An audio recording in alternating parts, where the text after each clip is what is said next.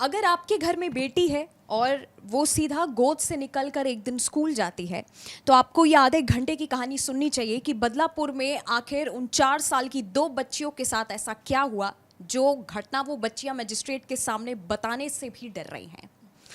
इस कहानी को पढ़ने में हम दोनों ने रिसर्च किया है, काफ़ी पढ़ा है। तो इस आधे घंटे की वीडियो में अगर हमसे कोई टॉपिक छूट जाता है या आपका हमसे अगर कोई सवाल होता है तो आप हमें नीचे कमेंट सेक्शन में कमेंट करके भी बता सकते हैं। इस पूरी घटना में विस्तार से बात करते हैं। मेरे साथ अभिषेक मौजूद हैं। अभिषेक, ये जो बदलापुर में एक घटना हुई, हालांकि इस घटना में कार्रवाई देर से हुई, घटना बहुत पहले हो चुकी थी, इस घटना को विस्तार से बताइए। पुलिस रिकॉर्ड में और जो आरोपी है, आरोपी का नाम है अक्षय शिंदे।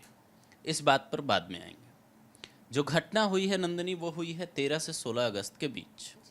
पूरी जानकारी अभी भी मीडिया में अलग अलग तरीके से है। कोई कह रहा है 12 अगस्त को घटना हुई, कोई कह रहा है 13 अगस्त को हुई है। लेकिन घटना कितने तारीख को हुई है, इससे ज़्यादा इम्पोर्टेंट ये जानना है कि अगर आपके घर में बेटी है, आप भी एक लड़की हैं, तो ये जानना बेहद ज़रूरी है कि बच्चियां कहाँ महफूज हैं आखिर। जो 4 साल की लड़की थी, जो ठीक से बोलना भी नहीं जानती थी, वो स्कूल में प्री नर्सरी क्लास में थी। वहाँ एक अक्षय शिंदे, जिसको 1 अगस्त को ही, इसी महीने की 1 अगस्त को स्कूल ने इसलिए रखा था कि वो बच्चियों को टॉयलेट ले जा सके, बच्चियों का ख्याल रख सके। लेकिन वो इतना बुरा करेगा, किसी को उम्मीद नहीं थी। वो टॉयलेट में उनके साथ गलत हरकत करता है और वो बच्चियां बता नहीं पाती। अब बताएंगी भी तो क्या, उन्हें तो इस चीज़ का मतलब भी नहीं पता था। वो रोती हुई घर जाती हैं। उसके बाद जब उसके दादा अगले दिन पूछते हैं कि बिटिया स्कूल जाओगी, तो वो कहती है मैं नहीं जाऊंगी। उसके बाद वो बताती है अपनी माँ से, अपने घर वालों से कि मुझे ऐसी जगह दर्द है, मैं बता नहीं सकती हूँ। उसके बाद उसकी सहेली को फ़ोन किया जाता है। वो जो सहेली थी उसकी, जो दूसरी लड़की है इस केस में, उस सहेली को फ़ोन किया जाता है। उसके घर वाले भी सेम बात बताते हैं। उसके बाद ये लोग दोनों लड़कियों को लेकर डॉक्टर के पास जाते हैं। आप सोचिए, डॉक्टर मेडिकल रिपोर्ट में ये कह देता है कि कुछ गलत हुआ है, लेकिन जब यही लोग थाने जाते हैं तो वहाँ एफआईआर नहीं होती। जिस तरह से बताया गया कि प्रदर्शन वहां पे हो रहा है, हालांकि अभिषेक, अभी जो लेटेस्ट ताज़ा अपडेट की अगर मैं बात करूं तो बदलापुर में अभी प्रदर्शनकारियों ने रेलवे ट्रैक को जाम किया। हालांकि पुलिस वहां पे पहुंची, रेलवे ट्रैक को खाली कराया गया। भारी मात्रा में जिसे कहते हैं विरोध प्रदर्शन होना, जिस तरह से हम कोलकाता के केस में देख रहे हैं, उस तरीके का प्रदर्शन बदलापुर में हो रहा है। प्रदर्शनकारियों का कहना है कि हमने रिपोर्ट लिखवाई थी, लेकिन पुलिस ने कार्रवाई में देरी कर दी। ये घटना पहले हो चुकी थी, जब हम पहुंचे तो पुलिस ने कार्रवाई पे कोई इतना ध्यान नहीं दिया। हाँ, आप सोचिए ना कि एफआईआर 17 अगस्त को होती है। आज 20 अगस्त है, आज 20 अगस्त है ना। 17 अगस्त को एफआईआर हुई, 19 अगस्त को इनकी एक पंचायत होती है, वहाँ बातचीत होती है। आप ये सोचिए, जिस थाने में ये लोग मुकदमा लिखवाने गए थे, उसमें लेडी इंस्पेक्टर शुभदा सितोले थी एक। वह महिला होने के बावजूद ये दर्द नहीं समझती हैं, एफआईआर नहीं लिखती हैं। 12 घंटे बाद एफआईआर दर्ज होता है। मुकदमा दर्ज होने के बाद आरोपी को गिरफ्तार कर लिया जाता है। बाद में ये पता चलता है 2 दिन बाद कि अक्षय शिंदे नाम का जो आरोपी है, उस पर ऑलरेडी पहले से भी पॉक्सो एक्ट के मुकदमे दर्ज थे। यानी उसने पहले भी किसी लड़की के साथ गलत किया था।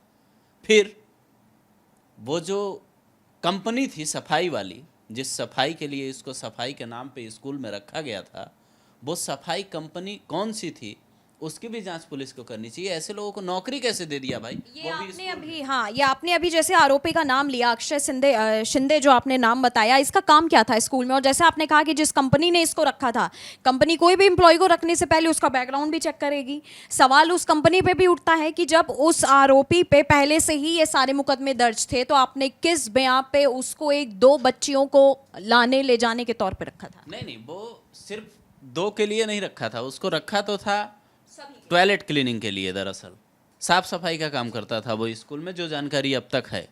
लेकिन दिक्कत की बात यह है कि ऐसे लोगों को एक तो आपने नौकरी पे रखा, किसी भी कंपनी के थ्रू भेजा हो, स्कूल ने जांच नहीं की, कंपनी ने जांच नहीं की, वो अलग विषय है, पुलिस जांच करेगी। लेकिन दूसरा सवाल यह है कि स्कूल में आपके सीसीटीवी भी नहीं है। जिस जगह पे ये घटना हुई, मैं नहीं कहता कि वॉशरूम में सीसीटीवी होना या नहीं होना वो अलग मसला है, कहीं नहीं होता, लेकिन जो कॉरिडोर है वहां तो सीसीटीवी होना चाहिए था। जब पुलिस की टीम जांच करने स्कूल में जाती है तो स्कूल वाले बड़े सुकून से ये बात कहते हैं कि साहब सीसीटीवी खराब है, सीसीटीवी है ही नहीं। उस स्कूल में पढ़ने वाले आज लड़के प्रोटेस्ट जो कर रहे हैं सड़कों पर उतरकर, आप जो बता रही हैं कि रेलवे ट्रैक भरा पड़ा है, वो लोग ये कह रहे हैं कि इस स्कूल में पहली बार मैंने ऐसी घटना देखी है। लेकिन स्कूल प्रशासन तभी जागता है जब कुछ होता है ऐसा।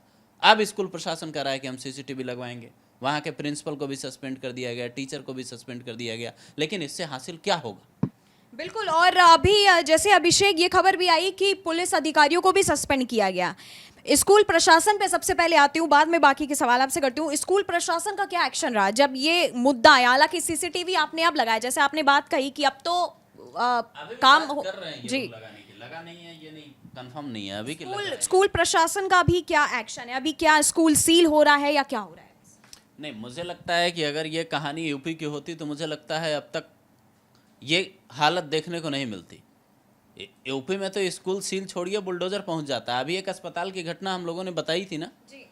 अभी अस्पताल में जो मुरादाबाद में हुआ था, मुझे लगता है 24 घंटे में हॉस्पिटल सील हो गया था। लेकिन इलाज ये नहीं है कि आप हॉस्पिटल सील कर दीजिए, बुलडोजर चला दीजिए, आरोपी को सिर्फ सजा दे दीजिए। सिर्फ इलाज ये नहीं हो सकता ना। आखिर जो माँ बाप अपने बच्चे बच्चियों को ये सोचकर भेज रहे हैं स्कूल कि वो वहाँ सुरक्षित है, वहाँ 4 घंटे 5 घंटे 6 घंटे में उसके साथ कुछ गलत होता है तो इसकी जिम्मेदारी कौन लेगा? आज supreme court national task force बना रहा है हॉस्पिटल के लिए, लेकिन जो स्कूल में हुआ उसकी जिम्मेदारी कौन लेगा? वहाँ अभी मैं बताना चाहूँगा नंदिनी कि वहाँ विशाखा समिति और सावित्री समिति करके कुछ ये लोग समितियाँ बना रहे हैं ताकि स्कूल में सुरक्षा सुनिश्चित हो लड़कियों की। लेकिन इससे कैसे तय होगा फिर? अच्छा, इस केस में एकनाथ शिंदे का भी बयान मैंने सुना है कि सामने आया है। एकनाथ शिंदे का क्या कहना है इस पूरे केस में? एकनाथ शिंदे सीएम हो, वो एसआईटी गठित कर चुके हैं, कह रहे हैं आरोपियों को सजा सख्त से सख्त दिलवाएंगे, फास्ट ट्रैक कोर्ट में मामला चलेगा। विपक्ष के नेता भी इस मुद्दे पे यही कह रहे हैं, उद्धव ठाकरे हों वो भी कह रहे हैं सख्त सजा मिलनी चाहिए। राज ठाकरे एमएनएस वाले जो हैं वो ये कह रहे हैं कि जब तक ये मामला चल रहा है हमारे सैनिक खुद ध्यान रखेंगे, जो महाराष्ट्र नवनिर्माण सेना के सैनिक हैं वो इन मामलों पर अब खुद नज़र बनाएंगे। अबू आजमी भी कह रहे हैं कि दोषियों को सजा मिले। सजा वाकई मिलनी चाहिए, लेकिन सवाल ये नहीं है नंदिनी, सवाल ये है कि आखिर ऐसी घटना दोबारा ना हो, किसी भी माँ बाप को अपने बच्चों को स्कूल भेजने में डर न लगे, इसके लिए सरकार क्या करेगी? अक्षय शिंदे जैसे दरिंदे कहाँ होंगे ये कौन जानता है। बिल्कुल। और जिस तरह से एक स्कूल को अभिषेक विद्या का मंदिर कहा जाता है एक तरीके से, और हर इंसान, मेरे भी बच्चे, आपके भी बच्चे जो दर्शक में देख रहे हैं, अभिषेक आपके भी बच्चे, घटना किसी के साथ भी हो सकती है। लेकिन बात ये नहीं है अभिषेक, सवाल जैसे आपने कहा कि सरकार ऐसे समितियां बना रही है, सवाल यही है कि समितियां आखिर तब क्यों बनती हैं जब सारी घटना को अंजाम दे दिया जाता है। अक्षय शिंदे जैसे कोलकाता के आरोपी का नाम लूंगी, इन जैसे लोग हर जगह घूम रहे हैं, लेकिन जैसे आपने कहा स्कूल में सीसीटीवी भी नहीं था। ये स्कूल प्रशासन की बहुत बड़ी गलती सामने निकल के आई कि आपने स्कूल के कॉरिडोर तक में कोई सीसीटीवी कैमरा नहीं लगाया, आपने आरोपी का कोई जांच पड़ताल नहीं किया, उस आरोपी का बैकग्राउंड कैसा है आपने उनको कोई जांच पड़ताल नहीं की। और खासकर सबसे बड़ी जो लापरवाही सामने निकल कर आई वो पुलिस की आई। 2 पुलिस अधिकारियों को तुरंत सस्पेंड किया गया। जो जानकारी एकनाथ शिंदे ने प्रदर्शनकारियों को दी, प्रदर्शनकारियों ने यही कहा था अभिषेक कि जिन पुलिस वालों ने कार्रवाई देर में की है उनको आपको सस्पेंड करना चाहिए। हालांकि अगर आप कार्रवाई जल्दी करते तो शायद इस केस का न्याय और ज्यादा जल्दी मिलता है। अच्छा, इस केस में अब आगे क्या कार्रवाई होना है? आगे तो यही पॉक्सो एक्ट लगेगा, आरोपी गिरफ्तार हो चुका है, उसके बाद उसको सजा होगी कानून के हिसाब से, वो ठीक है। सवाल ये है कि प्रधानमंत्री नरेंद्र मोदी लाल किले की प्राचीर से अपील करते हैं उस दिन महिला सुरक्षा को लेकर। वो ये कहते हैं कि जब ऐसे केसेस आते हैं तो मीडिया खूब ट्रायल चलाती है, मीडिया खूब दिखाती है, मतलब लोगों को जागरूक करती है, बताती है कि इस जगह ऐसी घटना हुई। लेकिन जब आरोपी को सजा होती है तो वो खबरें कहीं कोने में दब जाती हैं।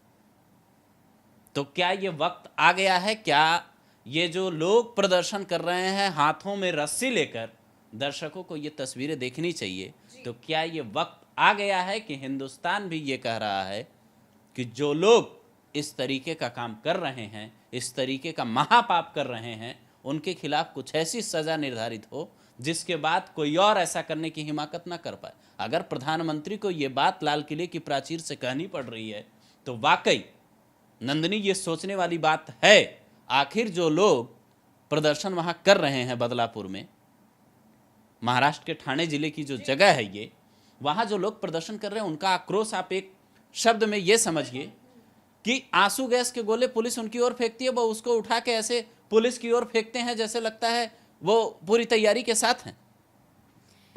अभिषेक, एक लाइन होती है कि जब बच्चे पर बात आती है तो माँ बाप भी लड़ जाते हैं। ये वही बात है कि हर लड़की 2 साल की, 3 साल की, क्या लड़कियां भी महफूज नहीं हैं? क्या 2.5 साल की एक बच्ची जो स्कूल पढ़ने जा रही है, क्या 4 साल की एक लड़की जो स्कूल पढ़ने जा रही है, क्या वो भी महफूज नहीं है?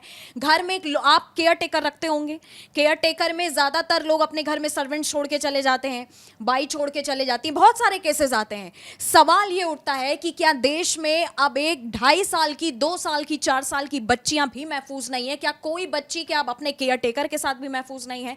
क्या देश अब उस हालत में आ रहा है कि जहां एक विद्या का मंदिर स्कूल को कहा जाता है, शिक्षा मंदिर है वहां पे, क्या वहां पे भी एक बच्ची महफूज नहीं है? ये ऐसा सवाल है अभिषेक, जिस तरह का प्रदर्शन हम देख रहे हैं बदलापुर में, माँ बाप अपने बच्चों को स्कूल में पढ़ने के लिए भेज रहे हैं कि वहां से बच्चा कुछ सीख करके आएगा। आप खुद सोचिए ना कि अगर कोई, भगवान ना करे किसी के साथ ऐसा हो, किसी की बेटी अगर 4 साल की वो आकर के इस तरह की वो बात बताती है तो उनके माँ बाप पे क्या गुजरती होगी। और सबसे बड़ी लापरवाही पुलिसकर्मियों की होती है कि आप कार्रवाई करने में देर करते हैं, उसके बाद फिर आप अलग अलग तरह की समितियां बनाते हैं। खैर, आरोपी का इस समय, जैसे आपने अक्षय शिंदे का नाम दिया, इसमें तमाम तरह की अब पार्टियां, अभी तो खैर अक्षय, उनका जो भी रिएक्शन है वो सामने आएगा। इस केस में अब आगे और क्या हो सकता है? क्या पुलिस एक्शन ले सकती है इस केस में? उस स्कूल पर क्या एक्शन हो सकता है? नहीं, स्कूल पे तो एक्शन जाहिर सी बात है होनी चाहिए। स्कूल पे एक्शन लेना चाहिए इनको। आखिर आप कैमरा नहीं लगवाते हैं। आखिर स्कूल प्रबंधन किसको बचाने की कोशिश कर रहा था? कोलकाता केस में क्या हुआ? कोलकाता केस में भी यही हुआ कि आरजीकर मेडिकल कॉलेज पे आरोपियों को बचाने के आरोप लगे। और जो ये केस है बदलापुर का, इस केस में भी स्कूल प्रशासन पे ये आरोप लग रहे हैं। अगर आरोप नहीं लगते तो फिर इतने सारे एक्शन एक साथ सरकार को क्यों लेने पड़ते? आखिर किसको बचाना चाह रहे हैं ये लोग? ये भी तो सवाल है ना। तो आरोपी को बचाने की कोशिश कौन कर रहा है? स्कूल प्रशासन की पुलिसकर्मी जो 2 सस्पेंड हो गए जिन्होंने कार्रवाई की? नहीं, ये तो जांच के बाद पता चलेगा कि बचाने की कोशिश कर कौन रहा है। आखिर 12-13 घंटे एफआईआर में देरी क्यों? किसके लिए? किसके कहने पे? कौन है इसका? अक्षय शिंदे के सिर पर किसका हाथ है कि बचाने की कोशिश हो रही थी? इसको कौन बचाना चाह रहा था? ये गिरफ्तार हुआ, ठीक है, होना चाहिए, सजा भी मिलनी चाहिए, लेकिन सवाल ये है कि आखिर देरी क्यों? जब स्कूल प्रशासन को घर वालों ने ये कहा कि हमारी लड़की के साथ गलत हुआ है तो वो लोग आगे आने की बजाय पांव पीछे क्यों खींच रहे थे? सिर्फ इसलिए कि स्कूल की बदनामी हो जाएगी, या फिर कोई और वजह है? पुलिस को यह भी पता करना होगा ना। बिल्कुल अभिषेक, और ये एक बहुत बड़ा एक क्वेश्चन मार्क होता है कि आखिरकार जितनी भी कहानी निकल करके सामने आई, अयोध्या की आई, कन्नौज की आई, बरेली से आई, कोलकाता की कहानी सबसे बड़ा हमारे सामने एग्जाम्पल जिसका प्रदर्शन अभी तक जारी है, उसके बाद लगातार बदलापुर से सामने आया, मेरठ, लखनऊ, हर जगह सवाल एक ही होता है कि आखिरकार क्यों? मासूम बच्चियां हो गई, चाहे वो 2.5 साल की हो, 4 साल की हो, या 15 साल की, या 31 साल की, क्या कोई भी महिला कहीं भी सुरक्षित नहीं है? पुलिसकर्मी जिनको लोगों की सुरक्षा के लिए तैनात किया जाता है, आखिरकार उनकी कार्रवाई में इतनी देरी क्यों हो रही है? आखिरकार कौन है जो इस पूरे सिस्टम को एक तरीके से बढ़ावा देता है कि कार्रवाई नहीं करनी है? आरोपियों को, आरोपी कहीं सबूत मिटाने की कोशिश करते हैं। क्यों आखिरकार इस तरह से देश में एकदम से अभिषेक, जिस तरह से केसेस लगातार निकल, कहते हैं ना कि एक तरह से सैलाब आ जाना किसी चीज का। खैर, इस केस में अब एकनाथ शिंदे क्या बोलते हैं और आगे, और इस केस में पुलिस के आगे कार्रवाई करती है, ये आने वाला वक्त बताएगा। आपका हमसे अगर कोई सवाल है तो आप हमें नीचे कमेंट सेक्शन में कमेंट करके बता सकते हैं। धन्यवाद।